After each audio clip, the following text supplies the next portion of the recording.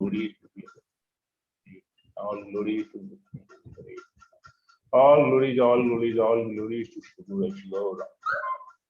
Hare Krishna.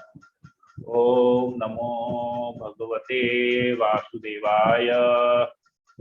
Om Namo Bhagavate Vasudevaya. Om Namo Bhagavate Vasudevaya. Narayanam Namaskritya Naram Chaiva Narottamam Devim Saraswati Vyasam Tato Jayamudire Nashtaprayeshu Abhadreshu Nityam Bhagavata Sevaya Bhagavati Yuktama Shloke Bhaktir Bhavati Naishti. हरे कृष्णा। तो सभी भक्तों का स्वागत है आज के Shrimad Bhagavatam class में, जो कि प्रत्येक सप्ताह गौरांग ग्रुप के भक्तों के लिए होता है। आज का जो चर्चा का विषय है वो है श्रीमद् भागवतम का प्रथम स्कंद, चौथा अध्याय, श्लोक नंबर 17 और 18। हरे कृष्णा। सूर्यवंशी प्रभु, थोड़ा सा इंटरप्ट करेंगे आपको प्रभु जी। यस प्रभु। सभी भक्तों का स्वागत है। आज हमारे इस Sunday morning Shrimad Bhagavat class में हम लोग सूर्यवंशी प्रभु, सूर्यवंशी रामचंद्र प्रभु का स्वागत करते हैं। कई दिनों बाद प्रभु के मुख से हमें श्रीमद् भागवत कथा सुनने का मौका मिलेगा। प्रभु का भागवत कई लोगों ने सबने सुना है और बहुत अच्छे तरीके से भागवत की कथा सुनाते हैं। तो हम लोग प्रभु का स्वागत करेंगे सबको एक बार हरे कृष्ण महामंत्र करके। हरे कृष्णा कृष्णा कृष्णा हरे हरे, राम हरे राम राम राम हरे हरे। प्रभु आपका स्वागत है हम लोग के क्लास में। हरे कृष्णा। बहुत बहुत धन्यवाद। तो श्लोक संख्या 17 और 18 हम इसको पढ़ लेंगे। जिनके पास भागवतम है आप लोग अपने भागवतम को खोल लीजिए और चौथे अध्याय के प्रथम स्कंद के चौथे अध्याय के श्लोक नंबर 17 और 18 पे आ जाइए। और जिनके पास भागवतम नहीं है वो लोग अपने लैपटॉप, कंप्यूटर या मोबाइल के स्क्रीन पे देख सकते हैं। मैंने श्लोक को शेयर किया है।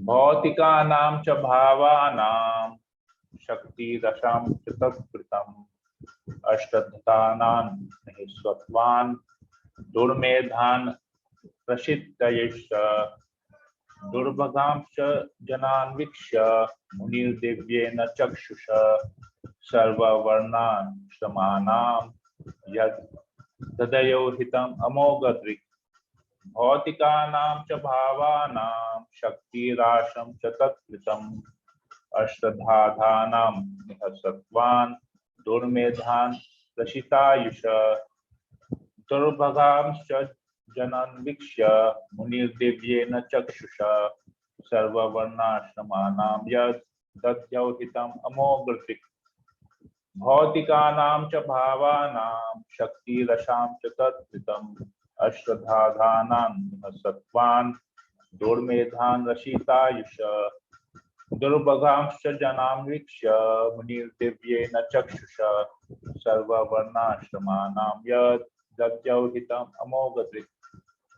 शब्दार्थ: भौतिकानां च, पदार्थ से निर्मित प्रत्येक वस्तु का भी, भावनां कर्म, शक्ति राशम च तथा प्राकृतिक शक्ति का क्षय, तत्कृतम उसके द्वारा किया गया, अश्रद्धानां श्रद्धा विहीन का, निसत्वान सतोगुण के अभाव के कारण अधीर, दुर्मेधान दुर्बुद्धि वाला, प्रसिद्ध घटा हुआ, आयुष जीवन अवधि का, दुर्भागांच तथा अभागे, जनान जन सामान्य को, वीक्ष्य देखकर, मुनि दिव्येन दिव्य, चक्षुषा दृष्टि से, सर्व समस्त, वर्ण आश्रमां जीवन के समस्त स्तरों तथा आश्रमों का, यत जो, हृदयो विचार किया, हितम कल्याण अमोघ दृढ़ पूर्ण ज्ञान से युक्त।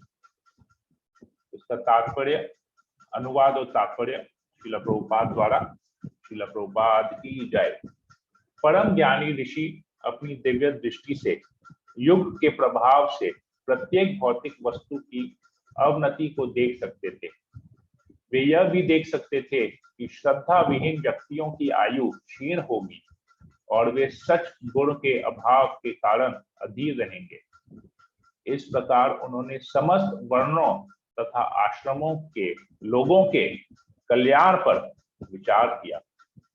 तात्पर्य, काल की अप्रकट शक्तियां इतनी प्रबल होती हैं कि वे सारे पदार्थ को समय आने पर विस्मृति के गर्भ में डाल देती है। चतुर्युग चक्र के अंतिम युग कलयुग में समय के प्रभाव से सारी भौतिक वस्तुओं की शक्ति का क्षय हो जाता है। इस युग में जन सामान्य की आयु काफी घट जाती है और उसी प्रकार से स्मरण शक्ति भी, पदार्थ की क्रिया की भी उतनी प्रेरणा नहीं रह जाती। धरती भी बीते युगों की भांति उसी परिमाण में अन्न उत्पन्न नहीं कर पाती। गाय भी पूर्व युगों की भांति दूध नहीं देती। शाकों तथा फलों का भी उत्पादन पहले से कम हो जाता है। इस प्रकार सारे जीव, चाहे मनुष्य हो या पशु, प्रचुर मात्रा में पौष्टिक भोजन नहीं पाते। जीवन की अनेक आवश्यकताओं की चाहत के कारण स्वाभाविक रूप से आयु घट जाती है, स्मरण शक्ति कम हो जाती है, बुद्धि अल्प हो जाती है और पारस्परिक व्यवहार में दिखावा आ जाता है। महर्षि व्यासदेव अपनी दिव्य दृष्टि से इसे देख सके। जिस प्रकार कोई ज्योतिषी मनुष्य के भाग्य को देख सकता है या ज्योतिर्विद चंद्र तथा सूर्य ग्रहणों की भविष्यवाणी कर सकता है, उसी प्रकार शास्त्रों के भीतर झांक सकने वाले मुक्त आत्मा सारी मानवता का भविष्य पहले से बता सकते हैं। वे अपनी आध्यात्मिक पैनी दृष्टि से यह सब देख सकते हैं। इस प्रकार से ऐसे सारे अध्यात्मवादी जो स्वाभाविक रूप से भगवत भक्त होते हैं, जन सामान्य का कल्याण करने के लिए सदैव उत्सुक रहते हैं। जनता के वास्तविक मित्र वे हैं तथा कथित जन नेता नहीं, जो यह भी नहीं जानते कि अगले 5 मिनटों में क्या होने वाला है। इस युग में जनता तथा उनके तथाकथित नेता सभी अभागे व्यक्ति हैं, जिनकी अध्यात्म ज्ञान में कोई श्रद्धा नहीं होती और वे कलयुग द्वारा प्रभावित रहते हैं। वे नाना रोगों से व्याकुल होते रहते हैं। उदाहरणार्थ, आधुनिक युग में क्षय के रोगी हैं और क्षय रोग के अस्पताल भी अनेक हैं, लेकिन पूर्व काल में ऐसा नहीं था क्योंकि समय इतना प्रतिकूल नहीं था।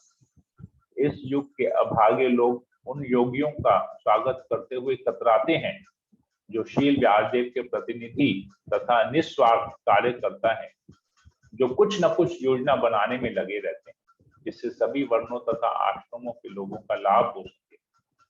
सबसे बड़े मानवतावादी तो वे योगी हैं जो व्यास, नारद, मध्व, चैतन्य, रूप, सरस्वती आदि के संदेश का प्रतिनिधित्व करते हैं। वे सब एक ही हैं, भले ही व्यक्ति भिन्न भिन्न हों, लेकिन उनका उद्देश्य एक ही है कि पतित आत्माओं को भगवत धाम वापस भेजकर उनका उद्धार करें, उनका उद्धार करना। हरे कृष्णा। ओम अज्ञानतिमिरान्धस्य ज्ञानाञ्जना शलाकया चक्षुरुन्मीलितं येन तस्मै श्री गुरुवे नमः। श्री चैतन्य मनोभीष्टं स्थापितं येन भूतले स्वयं रूप कदा मह्यं ददाति स्वपदान्तिकम्। वन्देऽहं श्रीगुरु श्रीयुतापदकमलं श्रीगुरु वैष्णवांश्च श्रीरूपं साग्रजातं सहगण ललिता सहगण गुणाकान्तं तं सजीवं साद्वैतं सावधूतं परिजनसहितं कृष्ण चैतन्य देवं श्री राधा कृष्ण पादान् सहगण ललिता श्री विशाखान्वितांश्च। नमो विष्णुपादाय कृष्णप्रेष्ठाय भूतले श्रीमते भक्तिवेदांत स्वामिनिधि नामिने। नमस्ते सरस्वती देवे गौरवाणी प्रचारिणे निर्विशेष शून्यवादी पाश्चात्य देश कारिणे। हे कृष्ण करुणा सिंधु दीनबंधु जगतपते गोपेश गोपिका कांत श्री राधा कांत नमस्ते। तप्त कांचन गौरांगी राधे वृंदावनेश्वरी वृषभानुसुते देवी प्रणमामि प्रिये। नीलाचल निवासाय नित्याय परमात्मने बलभद्र सुभद्राम्यं जगन्नाथाय ते नमः। नमो महावदन्याय कृष्ण प्रेम प्रदायते कृष्णाय कृष्ण चैतन्य नामने गौरसे नमः। वांछा कल्पतरुभ्यश्च कृपा सिन्धुभैव च पतितानां पावनेभ्यो वैष्णवेभ्यो नमो नमः। जय श्री कृष्ण चैतन्य प्रभु नित्यानंद श्री अद्वैत गदाधर श्रीवासादि गौर भक्तवृंद। हरे कृष्णा कृष्णा कृष्णा हरे हरे हरे राम राम राम हरे हरे। नमो कृष्ण पादाय कृष्ण प्रेष्ठाय जय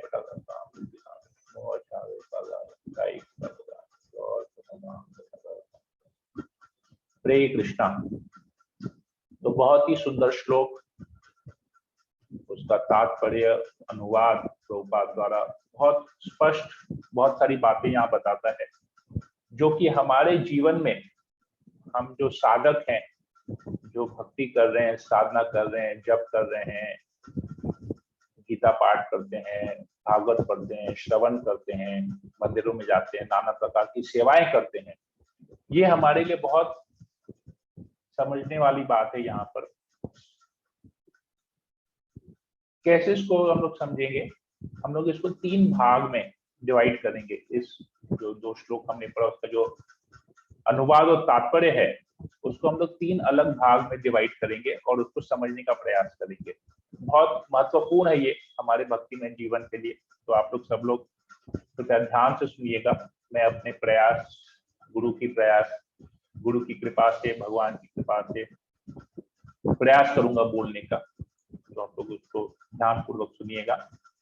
तो सबसे पहला पॉइंट जो यहाँ पर है कि दिव्य दृष्टि आता है। परम ज्ञानी ऋषि अपनी दिव्य दृष्टि से युग के प्रभाव से प्रत्येक भौतिक वस्तु की अवनति को देख सकते हैं। तो दिव्य दृष्टि क्या है?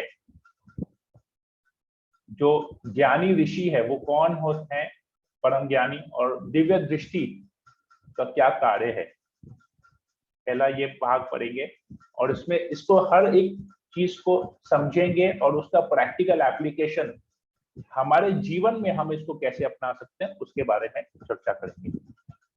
फिर दूसरे भाग में जो कलयुग के लक्षण यहाँ बताए गए हैं उसके बारे में पढ़ेंगे और उसको अपने जीवन में हमको उसको कैसे अपनाना है इसको समझेंगे। और तीसरा बात, प्रचार कार्य, भक्तों का कार्य क्या होता है और उसको हम लोग प्रचार में प्रैक्टिकली उसको प्रचार में कैसे यूज कर सकते हैं, तो इस भाग को हम पढ़ेंगे। तो 3 चीज में हम लोग पढ़ेंगे इसको। तो सबसे पहला पॉइंट जो है यहाँ पर अध्यात्म व्याधि, जो परम ज्ञानी है, जो ऋषि मुनि है और उसकी दिव्य दृष्टि। तो प्रभुपाद जी तात्पर्य में लिखते हैं कि जैसे कि एस्ट्रोलॉजर्स और एस्ट्रोनॉमर्स होते हैं जो भविष्य देखते हैं और जो सूर्य चंद्रमा के ग्रहण समझते हैं, फिर ग्रहण बताते हैं, एकादशी तिथि बनाते हैं, तो ये पहले से था, ये अभी कोई मॉडर्न टेक्नोलॉजी से है ऐसा कुछ नहीं है। यहाँ पर बताइए प्रभुपाद जी यहाँ लिखते हैं, कोई ज्योतिषी मनुष्य के भाग्य को देख सकता है या ज्योतिर्विद चंद्र तथा सूर्य ग्रहणों की भविष्यवाणी कर सकता है, उसी प्रकार शास्त्रों के भीतर झांक सकने वाला मुक्तात्मा सारी मानवता का भविष्य पहले से बता सकता है। तो ये जिस प्रकार ज्योतिष शास्त्र होता है, ये सब कुछ शास्त्र के आधार पे होता है। ज्योतिषी भी अपने मन से कुछ नहीं बोलता है, वो शास्त्र को रिफर करता है और भविष्यवाणी करता है। जैसे हम लोग देखते हैं कृष्ण का जन्म हुआ, कृष्ण बलराम का नामकरण हुआ, तो गर्ग मुनि आए नामकरण करने के लिए, तो उन्होंने बताया कृष्ण के बारे में। चैतन्य महाप्रभु का जब जन्म हुआ, चैतन्य महाप्रभु के बारे में भी वहां पर एक एस्ट्रोलॉजर आए और उनके बारे में बताया। ये लोग सब शास्त्र पे निपुण हैं, इसलिए वो लोग बता सकते हैं। कई वर्षों से, कई हजारों लाखों वर्षों से हम देख रहे हैं सूर्य ग्रहण हो रहा है, चंद्र ग्रहण हो रहा है, तारों का कॉम्बिनेशन हो रहा है, शुभ मुहूर्त, अच्छा मुहूर्त, ऐसे सब कुछ सारा कैलकुलेशन हो रहा है। क्यों? क्योंकि शास्त्र है उसके लिए, ये सारे चीज शास्त्र में दिए गए हैं। हमारे परम पूजनीय कृष्ण कृपा मूर्ति श्री श्रीमद एसी भक्तिवेदांत स्वामी प्रभुपाद, जब उनका जन्म हुआ, उनके वहां पर भी उनके पिताजी ने एक इस प्रकार एक एस्ट्रोलॉजर को बुलाया और उस एस्ट्रोलॉजर ने प्रेडिक्ट किया था प्रभुपाद के बारे में, भविष्यवाणी की थी कि प्रभुपाद जी आगे चल के जब बड़े होंगे तो वो संन्यास लेंगे, बहुत महान भक्त बनेंगे, संन्यास लेंगे और पूरे विश्व में अनेक मंदिर बनाएंगे।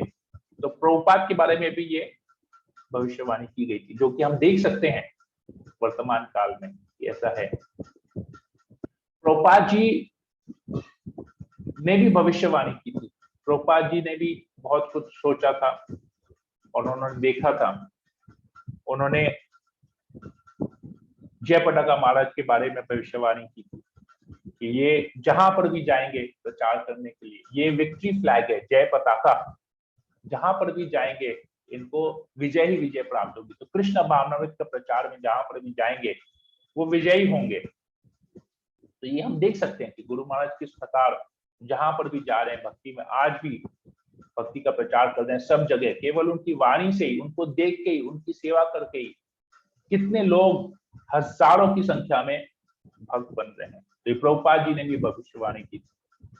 क्यों? क्योंकि इनके पास शास्त्र का ज्ञान था, शास्त्र चक्षु है इनके पास, लोग हाई लेवल के हैं। ब्रह्मा जी ने भी, भगवान ब्रह्मा जी को भी दिव्य दृष्टि मिली थी। जब उनकी उत्पत्ति हुई थी तो उनको भगवान की कृपा से, नारायण की कृपा से वो उनको दिव्य दृष्टि मिली और वो वैकुंठ लोकों का दर्शन कर पाए।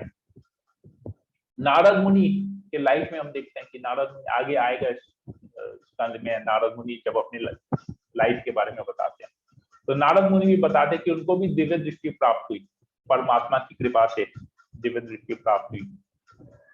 संजय हम जानते हैं, जैसे पहला ही भगवत गीता का प्रथम श्लोक संजय वाच वहां पर आता है, दूसरे श्लोक में संजय वाच। तो संजय को भी दिव्य दृष्टि प्राप्त हुई थी उनके गुरु श्रील व्यासदेव से, जिस दिव्य दृष्टि से वो हस्तिनापुर में बैठकर कुरुक्षेत्र का युद्ध देख पाए और उन्होंने उस पूरा युद्ध का कमेंट्री किया धृतराष्ट्र को। अर्जुन को दिव्य दृष्टि प्राप्त हुई जब वो रणभूमि में थे, उन्होंने युद्ध करने के लिए मना किया, जो भगवान उनको गीता का ज्ञान दे रहे थे।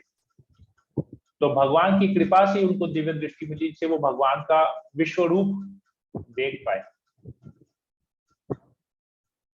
और हमारे आचार्य गण में श्रील भक्ति विनोद ठाकुर, उनकी भी दिव्य दृष्टि थी। वो भी जब स्वरूपगंज में बैठकर अपने भजन कुटीर में, सुरभि कुंज में भजन कुटीर में बैठ के भजन करते थे, तो वो सामने देख पाते थे कि जालांगी के उस पार एक बहुत भव्य मंदिर रहेगा भविष्य में, जहां पर विश्व के सारे लोग, अमेरिकन हो, अफ्रीकन हो, ऑस्ट्रेलियन हो, कहीं पे भी हो, यूरोपियंस हो, इंग्लैंड के हो, भविष्य में सारे पृथ्वी के सारे लोग अलग अलग देशों से आके वहां पर एक ही छत के नीचे कीर्तन करेंगे। उन्होंने ये, उनकी ये दिव्य दृष्टि से वो देख पाए थे, तो वो दिव्य दृष्टि देख रहे हैं। आज के समय में इतना बड़ा भव्य मंदिर बन रहा है, टेम्पल ऑफ वैदिक प्लैनेटेरियम मायापुर में बन रहा है, बहुत भव्य मंदिर बन रहा है। इसी भविष्यवाणी पूरी हो रही है, आज हम देख सकते हैं।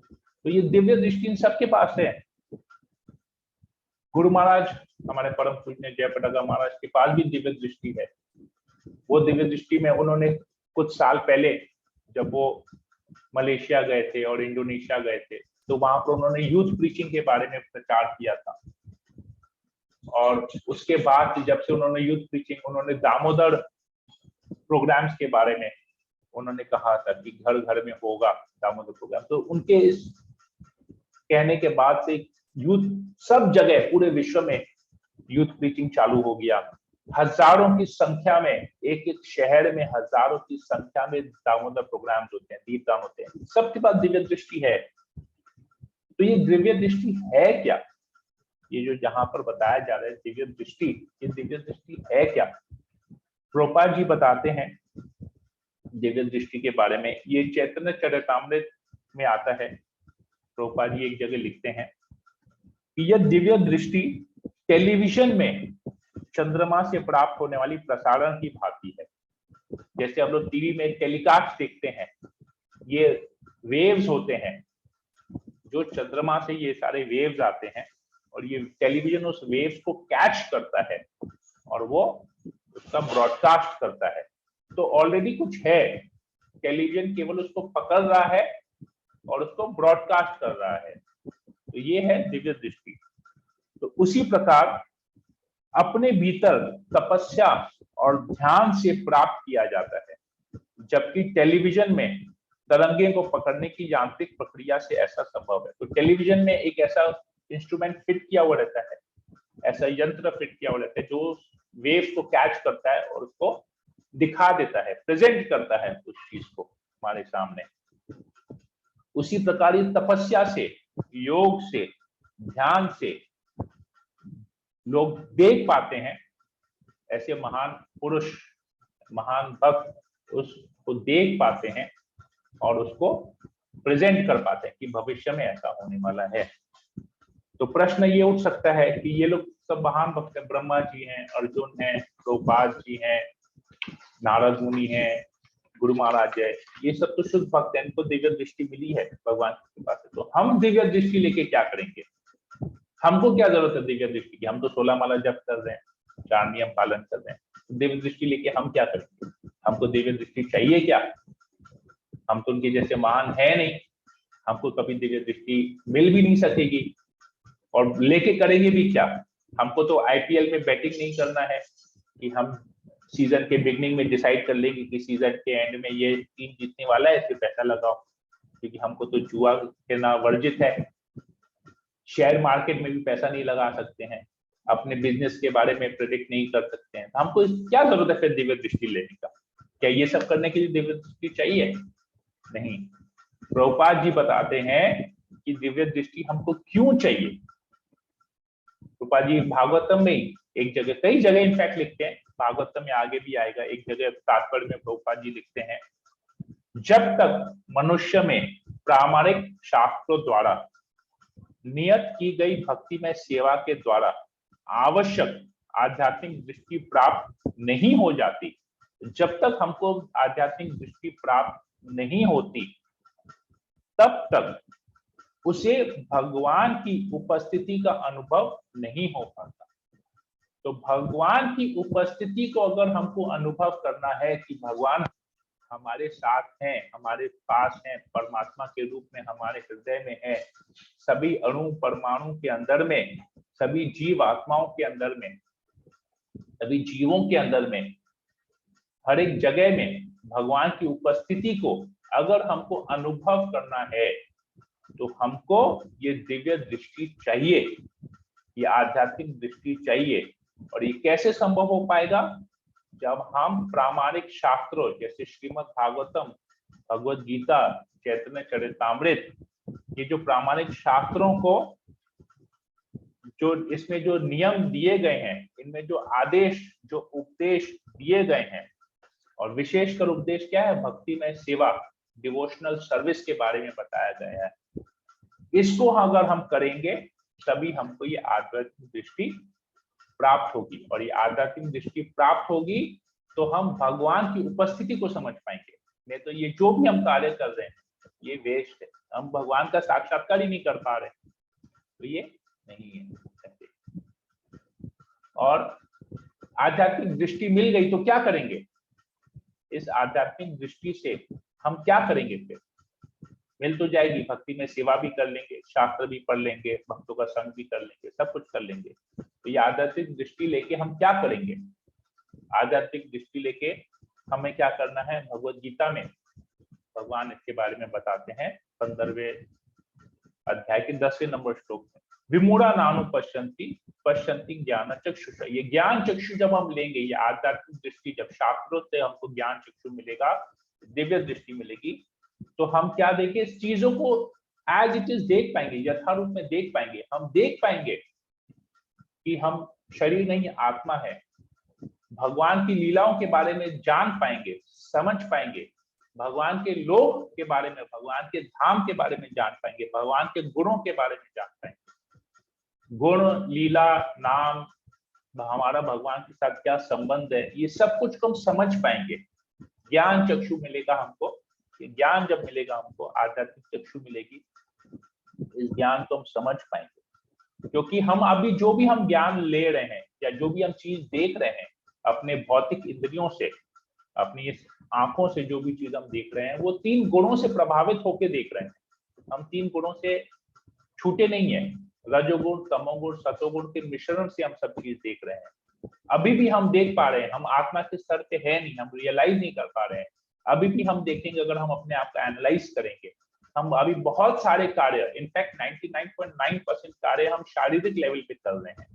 हम भी अभी आत्मा के स्तर पे आए नहीं है। तो ये सब हमको बहुत जरूरी है। क्यों? अभी हमको दिव्य दृष्टि नहीं मिली है, इसलिए जो भी कार्य है वो शरीर के लेवल पे हो रहा है। 3 गुणों के अंदर में, 3 गुणों के कंट्रोल में हमारे ये सारे कार्य हो रहे हैं। तो ये ज्ञान चक्षु हमको चाहिए, आध्यात्म चक्षु, दिव्य दृष्टि हमें भी चाहिए, ताकि हम भगवान की उपस्थिति को जान सकें। तो ये हमारा यहाँ पर प्रैक्टिकल एप्लीकेशन है कि हम दिव्य दृष्टि चाहिए, शास्त्रों को फॉलो करना है, गुरु की वाणी को फॉलो करना है, इस दिव्य दृष्टि को देना है। अब दूसरे पार्ट में आते हैं। यहाँ पर कलयुग के लक्षण बताए गए हैं। यहाँ पर प्रभुपाद जी, इसमें यहाँ पर भी आता है, अनुवाद में भी आता है, श्रद्धाविहीन व्यक्तियों की आयु क्षीण होगी और वे सच गुण के अभाव के कारण अधीर रहेंगे। तो ज्ञान नहीं रहेगा लोगों को। ये कलयुग का प्रभाव हम देख रहे हैं, हम भी इस कलयुग के प्रभाव में ही है, हम छूटे नहीं है, हम भी अज्ञानता में ही हैं, बहुत जगह तक अज्ञानता में। तो यहाँ पर आयु काफी घट जाती है।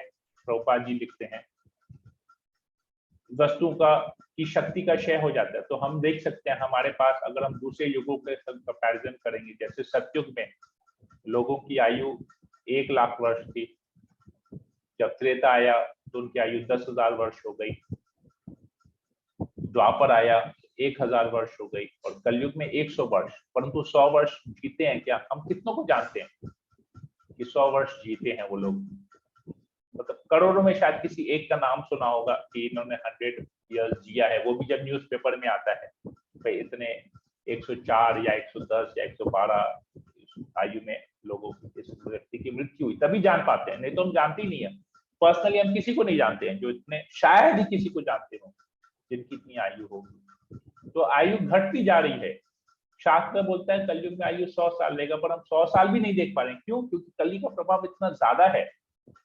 एज ऑफ नाउ अगर आप देखेंगे रिसर्च के हिसाब से, रिपोर्ट्स के हिसाब से, इंडिया में एवरेज लाइफ ड्यूरेशन जो मनुष्य की जो आयु है वो 69 ईयर्स है, 69 पॉइंट समथिंग ईयर्स है। तो 69 ईयर्स एवरेज आयु है। तो सोचिए 31 साल और कम हो गए हैं। तो शास्त्र बताते हैं 100 साल कलयुग के युगों की आयु, उसमें इंडिया में और कम हो गया है, 69 एवरेज हो गया है। तो आप समझ सकते हैं कि कितना प्रभाव है। 31% का इफेक्ट ऑलरेडी आ गया है इसमें, और केवल कलयुग को 5,500 साल हुए हैं, और 31% का इफेक्ट ऑलरेडी कलयुग का प्रभाव आ गया है। तो पदार्थ की क्रिया की भी उतनी प्रेरणा नहीं रहेगी। कोई भी चीज, मतलब प्रोडक्टिविटी, आउटपुट, सब चीज की घट जाएगी। धरती अन्न देना बंद कर देगी। क्यों धरती अन्न देना बंद कर देती है? अन्न उत्पन्न नहीं कर पाती।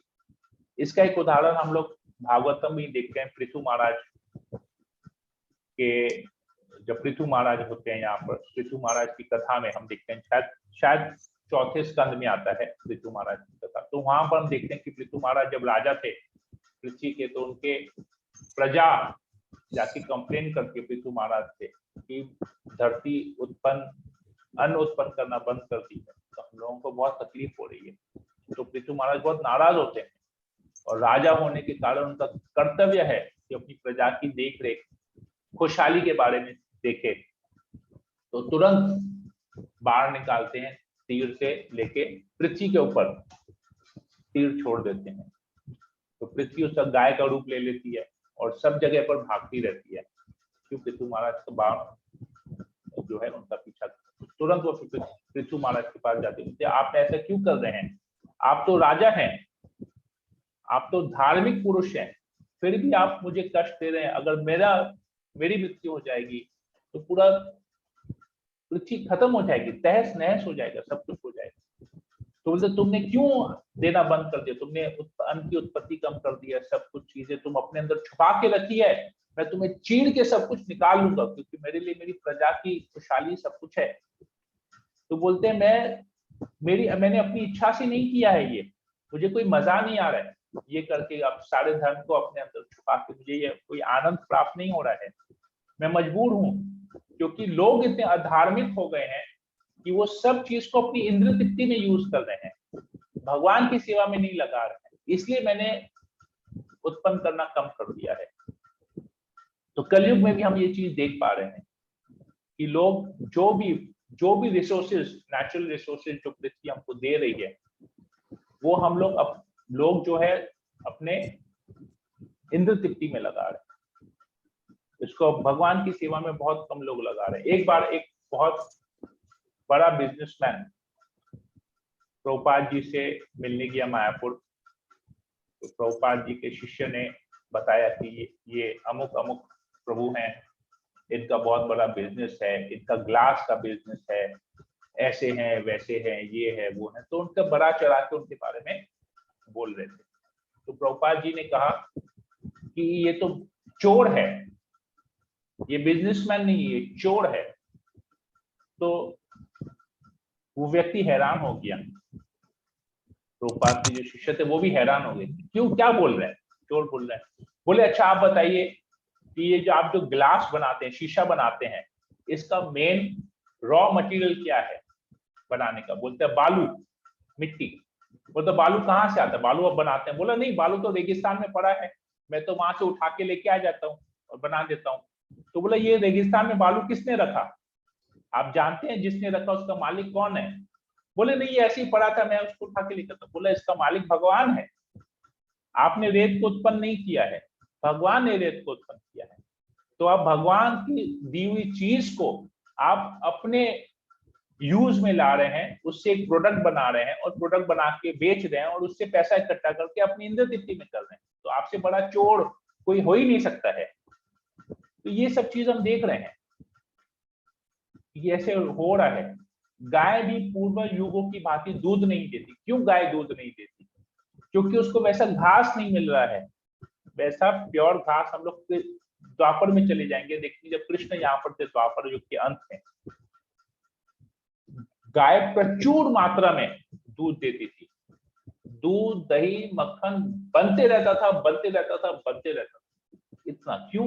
क्योंकि उस समय घास भी वैसी थी, अभी धरती वैसी उत्पन्न नहीं कर रही है, क्योंकि हम रिसोर्सेज को मिसयूज कर रहे हैं, इसलिए गाय भी दूध नहीं देती है। प्लस अभी क्रॉस ब्रीडिंग चालू हो गया है, तो प्योर गाय भी नहीं रही है, इंपोर्टेड गाय को क्रॉस ब्रीड करके बनाए जा रहे हैं। लोग भैंस को पाल रहे हैं, भैंस का दूध तो तामसिक होता है, क्योंकि भैंस में तो बुद्धि नहीं होती, अक्ल नहीं होती है, तो भैंस का दूध जो पीता है वो भी बेवकूफ हो जाता है, उसकी भी सोच, उसकी भी बुद्धि, स्मरण शक्ति कम हो जाती है, दिया हुआ है, स्मरण शक्ति कम हो जाती है। भैंस का दूध पियेंगे, भैंस मूढ़ है, अज्ञान में है, तो उसका दूध प्रोडक्ट, उसका दूध पियेंगे, उसी दूध का मलाई खाएंगे, उसी दूध का दही खाएंगे, सब कुछ उसी से करेंगे, तो हमारा भी जो है, हम भी अज्ञानता में चले जाएंगे, स्मरण शक्ति हमारी कम हो जाएगी, बुद्धि क्षीण हो जाएगी, खत्म हो जाएगी। तो ये सब एक दूसरे से रिलेटेड है, यहाँ पर ये सब कुछ एक दूसरे से रिलेटेड है।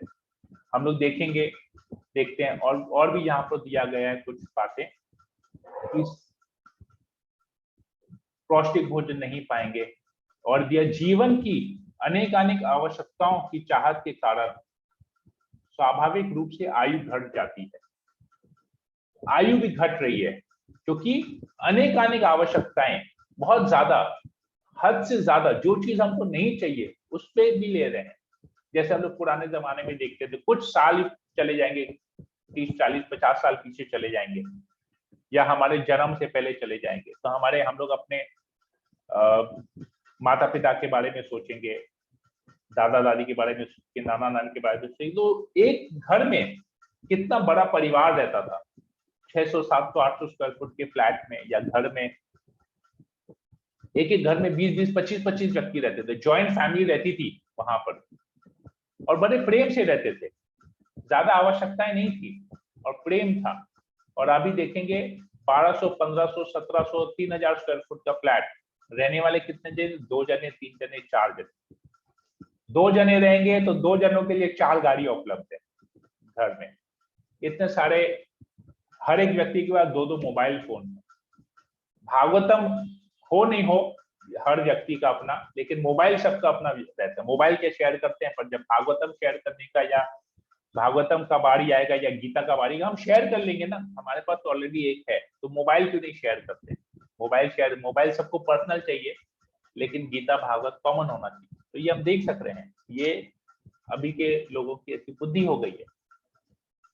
अनेक आवश्यकताएं, गैजेट्स, इतने सारे गैजेट्स हैं घर में, यूज करने वाले लोग नहीं है। एक व्यक्ति का 2-2, 3-3 हेडफोन रहेगा, यूज उतना नहीं है, पर बस खरीदे। तो ये जो आवश्यकताएं हमको लग रहा है कि हमारे लिए जरूरत है, पर जरूरत नहीं है, हम इसको अननेसेसरीली प्रोक्योर कर रहे हैं। तो इसके बारे में सोचते सोचते, इसको प्रोक्योर करने के चक्कर में हमारा एनर्जी जा रहा है, हमारा टाइम जा रहा है, हमारी आयु खत्म हो जा रही है। हम लोग देखते हैं कि किस प्रकार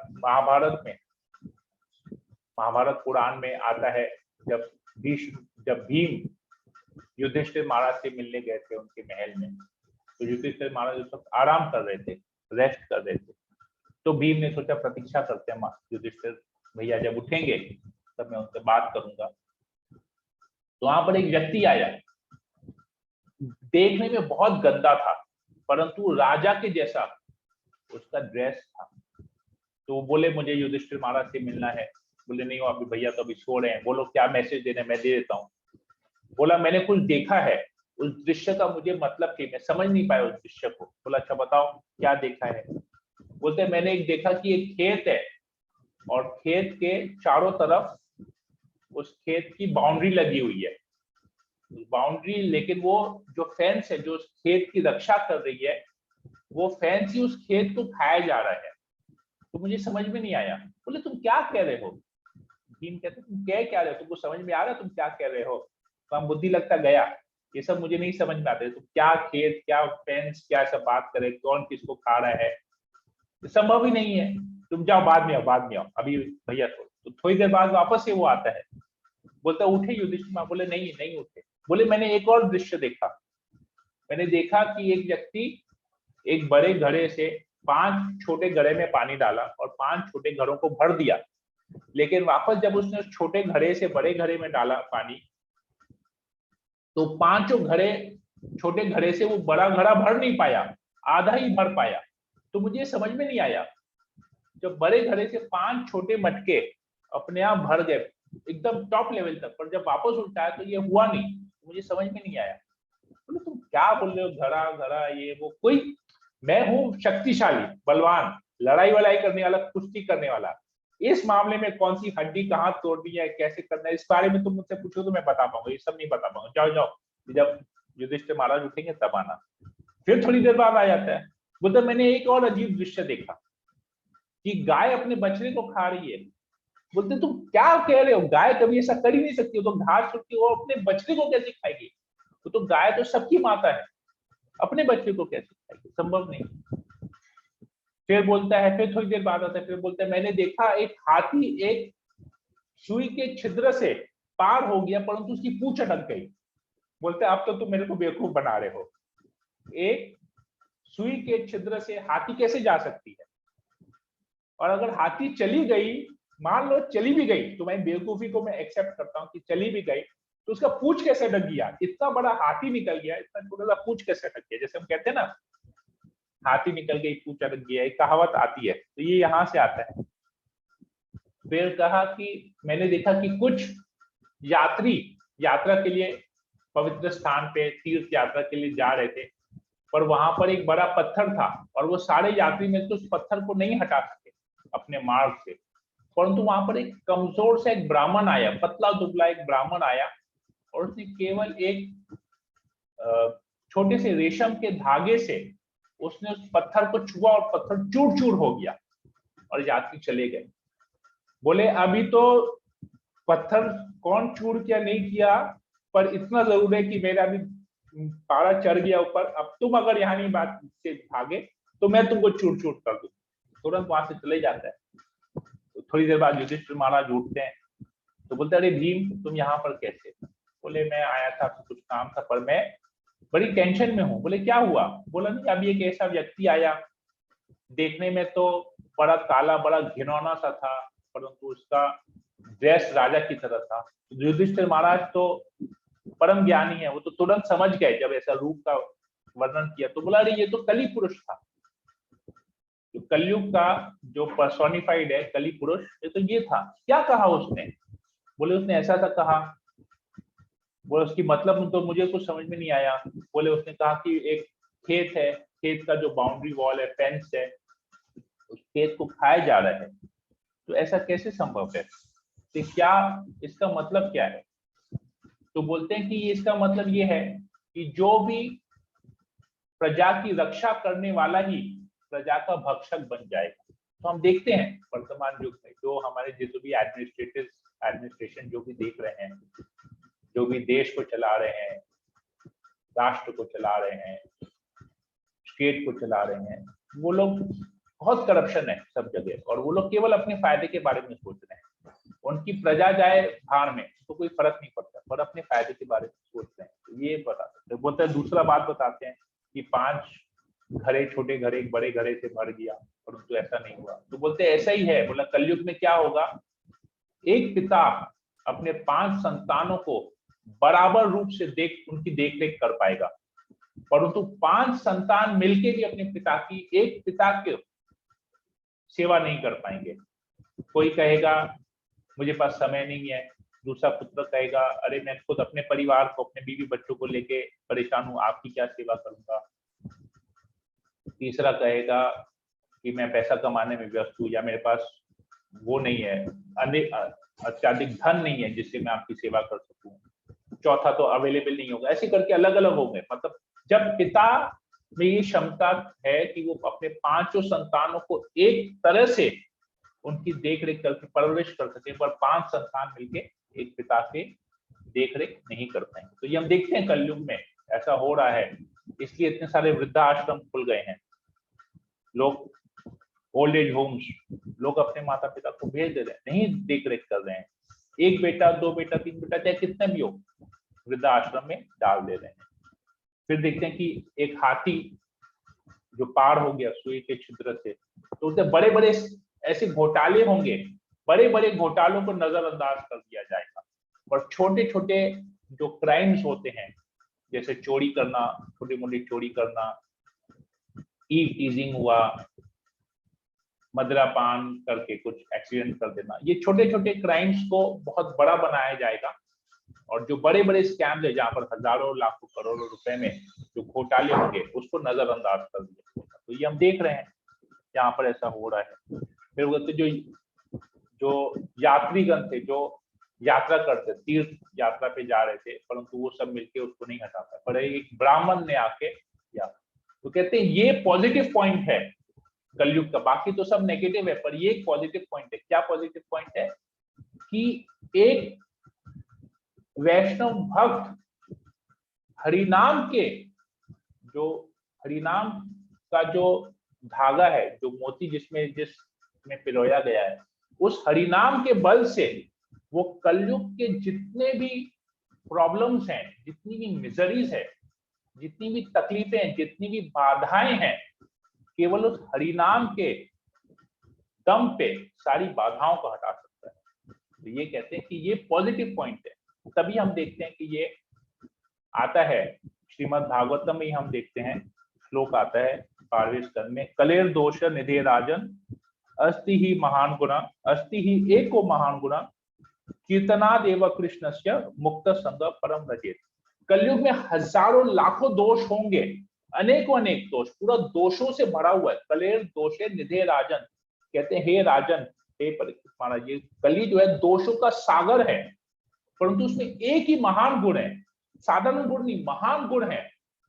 टॉप मोस्ट गुण ये है कि केवल भगवान का कीर्तन, कीर्तनाद एवं कृष्ण, केवल भगवान का कीर्तन करने से, भगवान का नाम जप करने से व्यक्ति सारे कष्टों से मुक्त संग परम रजत, सारे कष्टों से उसका निवारण हो जाएगा और वो परम धाम को चल जाएगा। तो ये हम देखते हैं, तो ये पर्सनल एप्लीकेशन है हमारे लिए। हम जो हरे कृष्ण महामंत्र जप करते हैं, तो ये हमारे कली के कलमश को खत्म करने का एक साधन यही है। हरे नाम हरे नाम केवलम, कलो नाथ केव नाथ केव नाथ केव गति। ये बहुत इंपॉर्टेंट है यहाँ पर। ऐसे एक हम चैतन्य चरितामृत में भी आता है, जब चैतन्य महाप्रभु हरिदास ठाकुर का एक कन्वर्सेशन आता है, अंत्य लीला में आता है, 3 अध्याय में आता है। तो चैतन्य महाप्रभु बहुत सोच विचार करते हैं, हरिदास ठाकुर से पूछते हैं, यह सवाल कोनो माते हो निस्तार, तहार हेतु न देखिए यही दुख अपार। कहते हैं कि ये कलयुग के जीव जो हैं, ये यवन है, ये जो मिलेच हैं, इनका उद्धार कैसे होगा? मैं तो कोई उपाय नहीं देख पा रहा। स्वयं चैतन्य महाप्रभु भगवान होने के बाद भी देख रहे, मैं इनका कैसे उद्धार होगा? ये इतने नीच हैं, ये यवन और मिलेच ऐसे हैं कि इनका उद्धार कैसे होगा, मैं समझ नहीं पा रहा, क्योंकि कलयुग तो पूरा दोषों से भरा हुआ है। तो ऐसे ये तो ऑलरेडी एकदम निकृष्ट अधम में अधम है ये लोग, इनका उद्धार कैसे होगा? तो हरिदास कहते हैं, हरिदास भगवान का शुद्ध भक्त है, कहते हैं कि प्रभु चिंता न करिहा, अब चिंता मत कीजिए, यवनेर संसार देखी दुख न भाविहा। आप ये जो यवन लोगों का, मिलेचों का जो आप दुख देख रहे हैं, ये जो संसार में दुख भोग रहे हैं, आप इसका टेंशन मत लीजिए, इनका भी मुक्ति होगा। कैसे होगा? इनके दुखों को, उनके दुखों से निवारण कैसे मिलेगा? यवन शकेलेर मुक्ति होबे अनायास से, इनकी मुक्ति होगी। जितने भी यवन है सबकी मुक्ति होगी। कैसे? हराम हराम बलि कहे नाम आवासे। तो वो लोग जो हराम हराम कहते हैं उसमें राम वर्ड आते हैं, तो ये जो राम वर्ड का जो नाम आभास है, इस नाम के आभास से ही, इस नाम की शक्ति से ही उनका उद्धार हो जाएगा। तो इसलिए आता है, शिक्षाष्टक में आता है, नाम नामकारी बहुधा निज सर्वशक्ति तत्तार्पिता नियमित स्मरण काल। भगवान कहते हैं मैंने अपने नाम में अपनी पूरी शक्ति डाल दी है, केवल इसका जप करो। इसके लिए कोई नियम नहीं है, मैंने कोई बाउंडेशन नहीं रखा। अब जब चाहिए जप करो, इसका नाम लेते रहो, ये नाम लेने से ही तुम्हारा उद्धार हो जाएगा। तो ये स्वयं चैतन्य महाप्रभु और हरिदास ठाकुर, भगवान और भक्त के बीच का कन्वर्सेशन है ये, यहाँ पर ऐसे होता है। तो हम लोग भी एक चीज का बहुत संग करते हैं, नाम का तो पता नहीं कितना हम संग करते हैं, लेकिन हमारा एक ऐसा संगत है जो हमारे साथ ऑलमोस्ट 24 आवर्स रहता है, वो है हमारा स्मार्टफोन, हमारा मोबाइल फोन। तो मोबाइल फोन हमारे सबसे बड़ा साथी है। जब माला हो नहीं हो, भगवान का नाम हो नहीं हो, पर मोबाइल फोन है। तो मोबाइल फोन भी, अगर हमारा फोन कर्मी है, अभक्त है, फोन भी अभक्त और भक्त हो सकता है, कर्मी और भक्त हो सकता है। कैसे? अगर हम डिपेंड करते हैं उस फोन किस यूज में लाता है। अगर उस फोन को नेटफ्लिक्स, हॉटस्टार, यूट्यूब ये सब देखने के लिए, फेसबुक के लिए आप यूज करते हैं, चैट करने के लिए यूज करते हैं, तो ये कर्मी फोन हो गया। और वही फोन को हम यूट्यूब देखेंगे, लेकिन उसमें लेक्चर्स देखेंगे, लेक्चर्स सुनेंगे, भगवान का दर्शन करेंगे, व्हाट्सएप में सब करेंगे। अगर उसी को हम भगवान के साथ, भगवान की क्रियाओं के साथ अगर जोड़ लेंगे, भक्ति की क्रियाओं के साथ जोड़ लेंगे, तो वो हमारा, वो फोन भी हम भक्त बन जाएगा, तो हम भक्त संग करेंगे फिर। तो संगति का भी बहुत बड़ा असर यहाँ पर आता है। तो प्रभु गुरु महाराज भी, जयप्रकाश महाराज जी कहते हैं कि स्मार्टफोन सबको यूज करना है। आज के डेट में फोन कंपलसरी हो गया है, परंतु उस फोन में क्या यूज करना है वो हमको ध्यान पूर्वक करना चाहिए। हम उस फोन को भी सही तरीके से यूज कर सकते हैं। प्रभुपाद जी कहते हैं कि इस्कॉन में कलयुग का प्रभाव नहीं है। क्यों? क्योंकि यहाँ पर सभी लोग सब समय भगवान के दिव्य नाम की कीर्तन में लगे हुए हैं, संकीर्तन करते रहते हैं, इतने सुंदर सुंदर विग्रह हैं, लोग उनकी सेवा करते रहते हैं।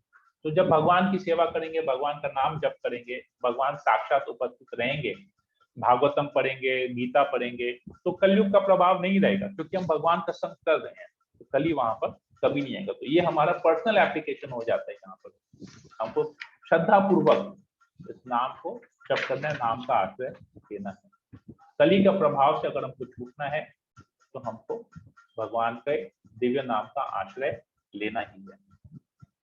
फिर तीसरा प्रसंग यहाँ पर आता है कि ये जो भक्त हैं, इनके गुण क्या है, इस प्रकार के, वो लोग को क्या जरूरत थी। इधर देखते हैं कि उन्होंने क्या किया व्यासदेव ने, उन्होंने समस्त वर्णों तथा आश्रमों के लोगों के कल्याण पर विचार किया। तो क्यों कल्याण पर विचार किया? वो तो कहते ठीक है, व्यासदेव है, भगवान के अवतार है, सारे शास्त्रों का उन्होंने संकलन कर दिया, प्रेजेंट कर दिया, लोग कलयुग आने वाला सब डाल दिया, क्यों मैं इतना टेंशन लूं? जरूरत क्या है?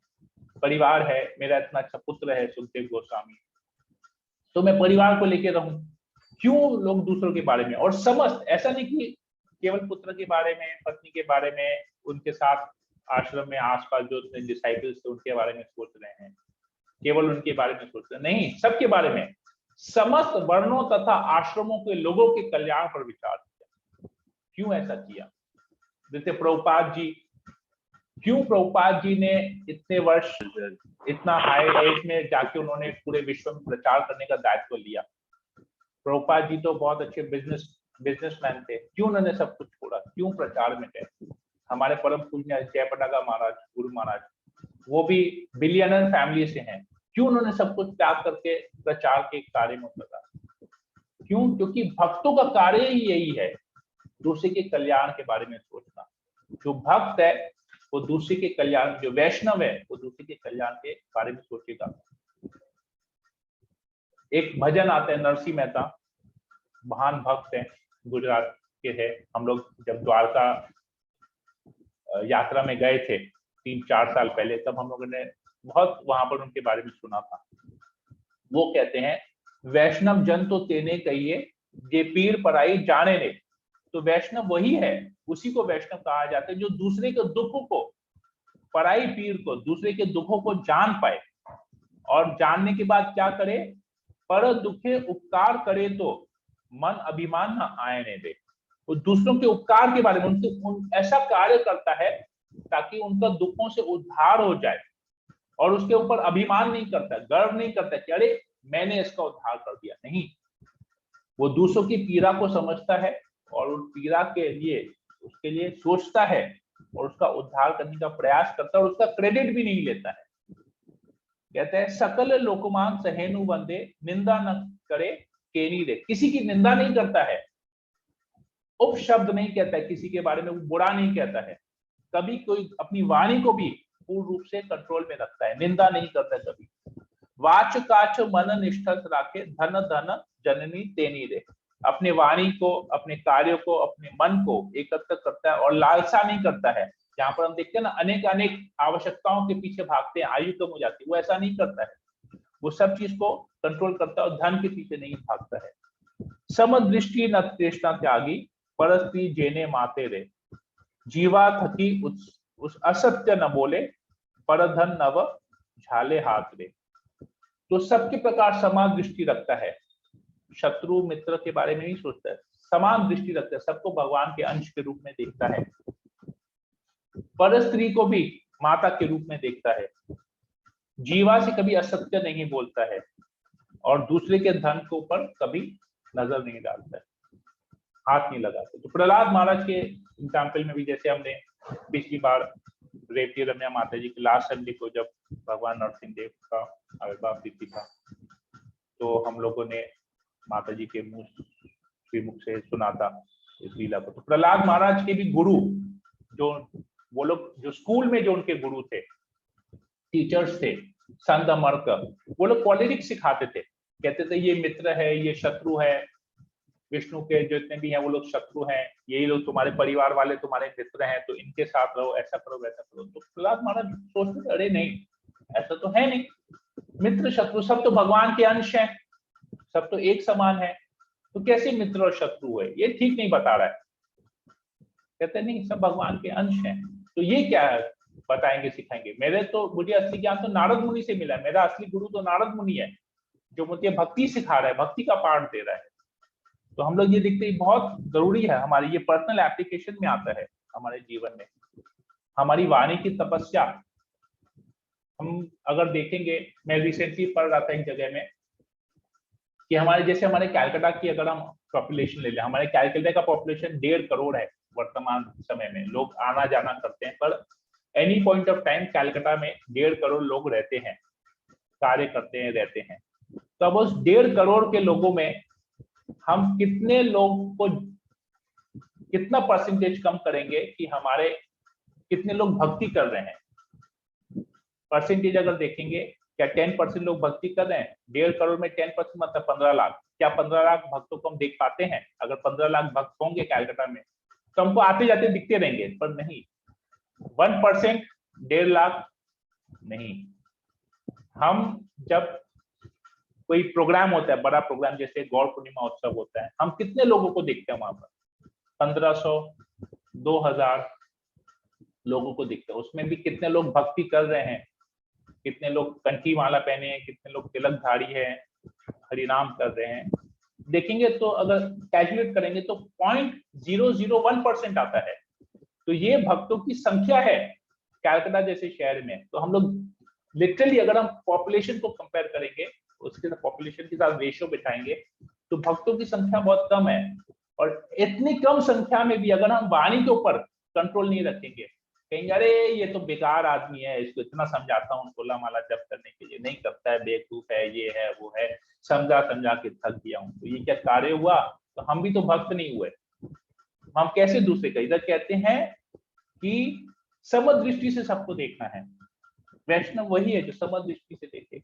भगवान गीता में वाणी की तपस्या के बारे में बताते हैं। अनुद्वेग करम वाक्यम सत्यम प्रिय हितम च यत् स्वाध्याय अभ्यासनम चैव वाङ्मयम तप उच्यते।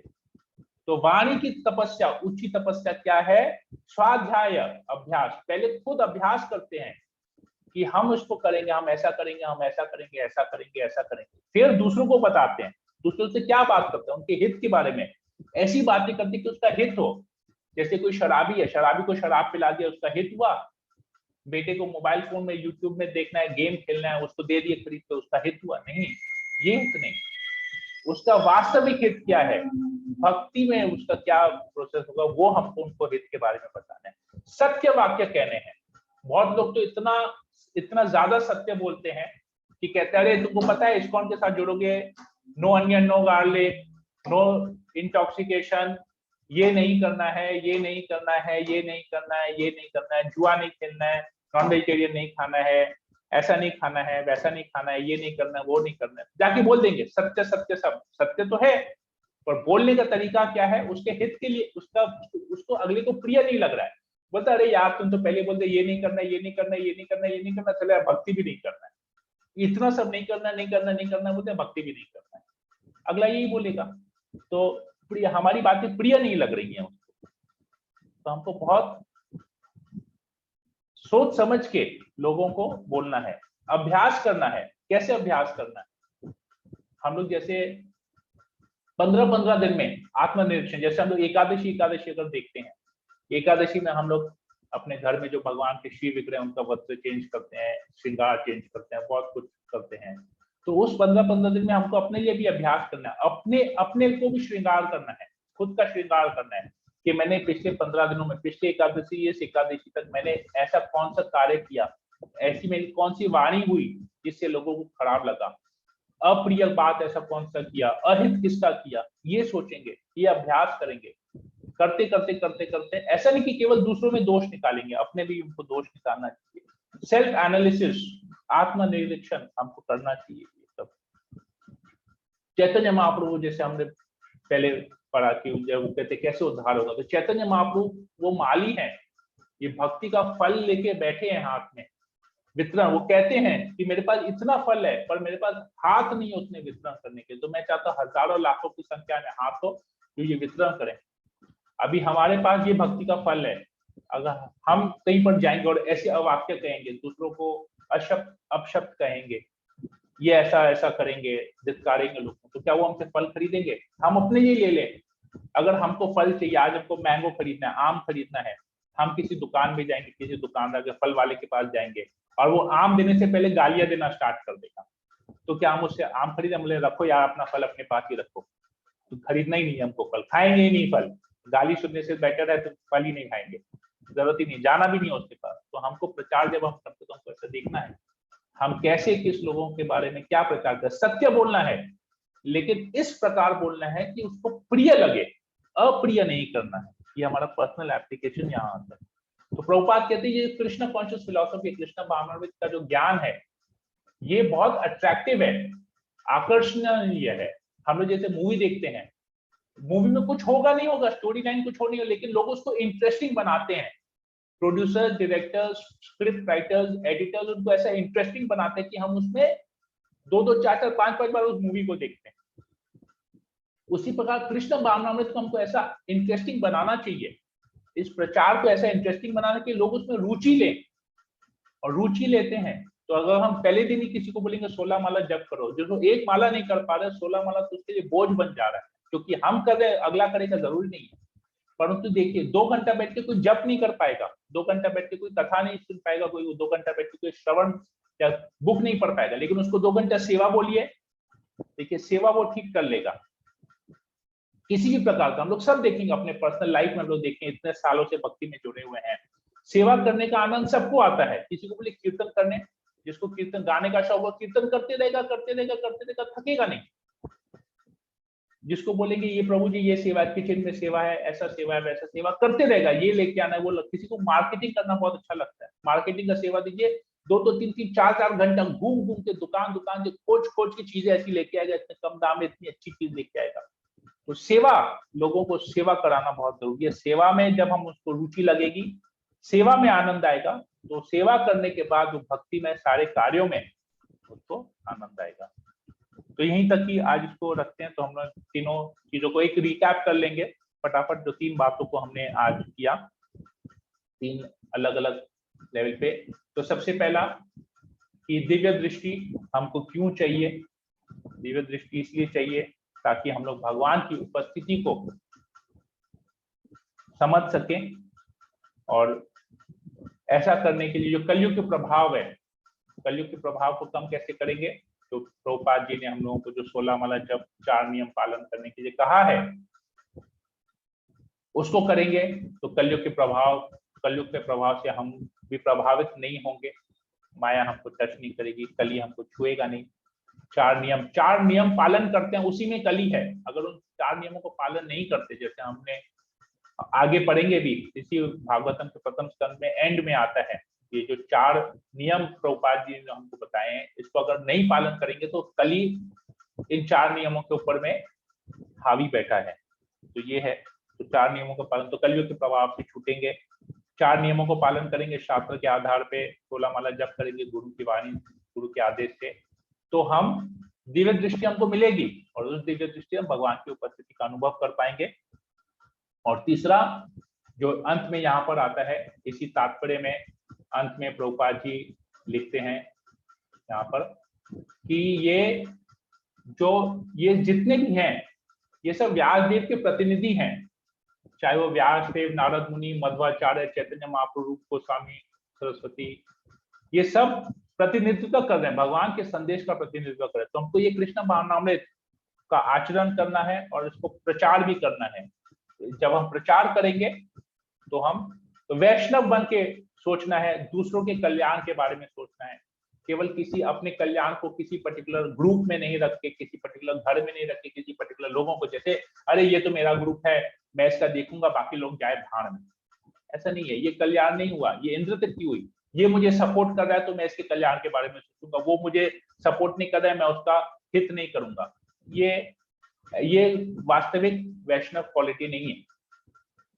सबके कल्याण के बारे में सोचना, सबके हित के बारे में सोचना है। तो ये यहाँ पर हम देखते हैं। हरे कृष्णा कृष्ण कृष्ण हरे हरे, हरे राम राम राम हरे हरे। ग्रंथ राज श्रीमद् भागवतम की जय, जगत गुरु श्रील प्रभुपाद की जय। हरे कृष्णा। सभी भक्तों का बहुत बहुत धन्यवाद, आप लोग इतने समय तक जुड़े रहे। मैं जो भी बोला आज, जो भी कथा किया, अगर उसमें जो भी त्रुटियां अगर हुई हैं तो त्रुटियों को मैं एक्सेप्ट करूंगा, स्वीकार करूंगा। आप लोग कमेंट कीजिएगा कि उस त्रुटियों को मैं कैसे सुधार सकूं। और जो भी वाणी अगर आपको अच्छी लगी है, कुछ भी इसमें से आपको जो भी शिक्षा मिली है, जो भी सीखने को मिला है, जो भी अच्छा लगा है, वो केवल केवल केवल हमारे गुरु महाराज श्रील प्रभुपाद, क्योंकि उनके ही तात्पर्य को पढ़ के हमने एक्सप्लेन किया है, तो उनकी कृपा है और भगवान की कृपा से ही मैं बोल पाया। हरे कृष्णा। तो किसी को भी प्रश्न है या कुछ कमेंट है तो आप लोग बोल सकते हैं। मेरे लिए, मेरे हित के लिए वो होगा, मैं उसको लूंगा अपने हित के लिए, क्योंकि आप लोग सभी लोग वैष्णव हैं, तो आप लोग जो भी बोलेंगे हित के लिए बोलेंगे, अहित उसमें से कुछ नहीं होगा। हरे कृष्णा। हरे कृष्णा। बहुत सुंदर तरीके से प्रभु आपने क्लास लिया। आज आपने बहुत कुछ हम लोगों ने जो सीखा है, इतने वर्षों से सुना है कई बार, और उसको आपने बहुत अच्छे तरीके से रिकैप किया। कलयुग के भी जो कैरेक्टरिस्टिक्स हैं बहुत सुंदर तरीके से वो भी आपने एक्सप्लेन किया, दिव्य दृष्टि के बारे में। और उससे भी अच्छा एक भक्त को हमेशा प्रचार करने के बारे में सोचना चाहिए, जिससे भगवान की वाणी सब चारों सभी सब तक पहुंच सके। इसके बारे में भी आपने अच्छे सुंदर तरीके से एक्सप्लेन किया, और बहुत लोगों को प्रेरणा मिलती है जब इस तरीके से सुंदर क्लास होता है और सुंदर हमें भागवत सुनने को मिलता है। तो ब्रो आपका बहुत बहुत धन्यवाद, थैंक यू वेरी मच। तो किसी का कोई प्रश्न है तो कर सकते हैं, अच्छा मौका है, सूर्यवंशी रामचंद्र प्रभु हैं हमारे साथ, तो किसी का भी कोई प्रश्न है तो कर सकते हैं। हरे कृष्णा। हरे कृष्णा। विनीत पंडित प्रभु। धन्यवाद प्रभु। प्रभु मुझे लग रहा है कि आपने एक चीज शायद वो मिस हो गया, वो जो युधिष्ठिर महाराज सब एक्सप्लेन कर रहे थे ना, तो आपने जैसे हाथी का बताया वो स्पीड से निकल जाता है, तो वो आप वो गाय का वो भूल गए, वो गाय जो अपने बच्चे को खाने लगती है। ओके, हम देखते हैं वहां पर, राइट, आपने याद दिला दिया, वो भूल गया वो उसका। गाय जो अपने बच्चे को खाती है, तो हम देखते हैं कि वर्तमान युग में लोग अबॉर्शन का बहुत ज्यादा प्रचलन है अभी, और चाइना और कोरिया जैसे देशों में तो लोग एम्ब्रॉयो का सूप पीते हैं बना के, अपने फीटस को खाते हैं, फीटस को निकाल के बेचते हैं और उसका सूप बनता है, उसका मांस कुकिंग होता है। तो ये सब चीज देख रहे हैं, तो ये कलयुग में हम देख पा रहे हैं ऐसा हो रहा है। तो ये अबॉर्शन उसका बहुत बड़ा कारण है, और फीटस को बेचते हैं वो भी बहुत बड़ा है। ये देखेंगे चाइना वगैरह में, ऐसे जगहों में ये सब हो रहा है, चालू हो गया ऑलरेडी ऐसा होना। हरे कृष्णा। हरे कृष्णा प्रभु जी, दंडवत प्रणाम। प्रभु जी बहुत अच्छी क्लास थी आज, पूरा इतना अच्छा से ऐसा लगा जैसे जितना भी मैंने क्लास अटेंड किया है ना रात का, वो जो सारी क्लास का जो निचोड़ है ना, वो एक ही श्लोक में पूरा आपने एक बताया, इतने अच्छे से प्रेजेंटेशन किया उसको, इतना सुंदर से किया है कि पूरी क्लास किसी ने नहीं भी अटेंड की हो तो वो इसी में उनको सबको मिल गया प्रभु। हरे कृष्णा प्रभु। बहुत बहुत धन्यवाद। आशा रानी माता जी भोपाल से हैं, तो वो भोपाल से जुड़ी हुई है। एवरी डे मेरे जो इवनिंग क्लास होते हैं माता जी अटेंड करती हैं, निष्ठापूर्वक करती है, टाइमली अटेंड करती है, टाइमली आती है, बहुत कष्ट बहुत जाता रहता है। और कुछ ही समय हुआ है उनको, 3-4 महीना हुआ है जुड़े हुए, परंतु 3-4 महीने के अंदर में माता जी 16 राउंड्स एवरी डे चांटिंग करती है। एकादशी में 32 राउंड चांटिंग करती है, एकादशी पालन करती है, उनके घर में लड्डू गोपाल भी है, बहुत सुंदर का श्रृंगार करती हैं। तो माता जी से भी हमको बहुत प्रेरणा मिलती है। तो एक बहुत कम समय में माता जी ने बहुत आगे बहुत अच्छी तरह से प्रगति की है। हरे कृष्णा। ओके, और किसी का कुछ बोलना है या कुछ पूछना है? विनीत अरोरा प्रभु, माता जी दीपक चेनानी प्रभु, विनीत शर्मा प्रभु, भावना ऊर्जा माता जी, हेमंत पांडे प्रभु, हेमंत गौर प्रभु,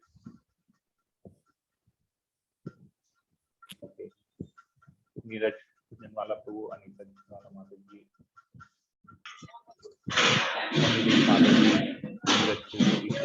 ईश्वर पंजाबी प्रभु, इंदिरा जैन माता जी, ओके, प्रभु, श्रीधर प्रभु, ओके। किसी को कोई प्रश्न है? हरे कृष्णा। हरे कृष्णा।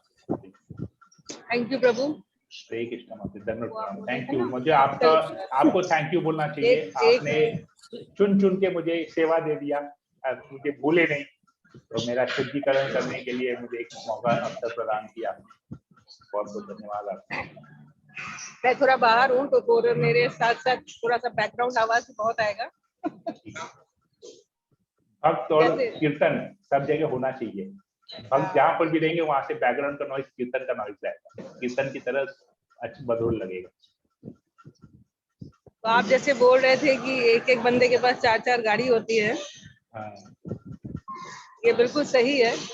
पहले भी यही होता था, पर ट्रेंड कुछ और था। पहले 4 सदस्य होते थे, एक एक सदस्य की 4-4 गाय होती थी। हाँ। अभी गाड़ियां हो गई है। उधर 4 पैर होते थे, यहाँ 4 चक्के हो गए हैं। हरे कृष्णा। थैंक यू प्रभु। थैंक यू माता जी। ओके, सभी भक्तों का बहुत बहुत धन्यवाद जुड़े रहने के लिए। तो मैं सेशन को फिर यहीं एंड करता हूँ, क्योंकि मैंने इसको लाइव ब्रॉडकास्ट नहीं, क्योंकि इंटरनेट पर ज्यादा चलता हो सकता, स्लो हो जाता। मैंने इसको रिकॉर्डिंग कर लिया, मैं थोड़ी देर बाद इसको अपलोड कर दूंगा हमारे गौरंग भक्ति वृक्ष यूट्यूब चैनल में, और फिर बाद में सुरेश और जगन्नाथ को इसको शेयर कर लेंगे ग्रुप में। हरे कृष्णा कृष्ण कृष्ण हरे हरे, हरे राम राम राम हरे हरे। वांछा कल्पतरुभ्यश्च कृपा सिंधु वैवच पतितानां पावनेभ्यो वैष्णवेभ्यो नमो नमः। संवेद भक्तवृंद की जय, श्रील प्रभुपाद की जय। हरे कृष्णा। प्रभु जी की जय। दंडवत प्रणाम प्रभु।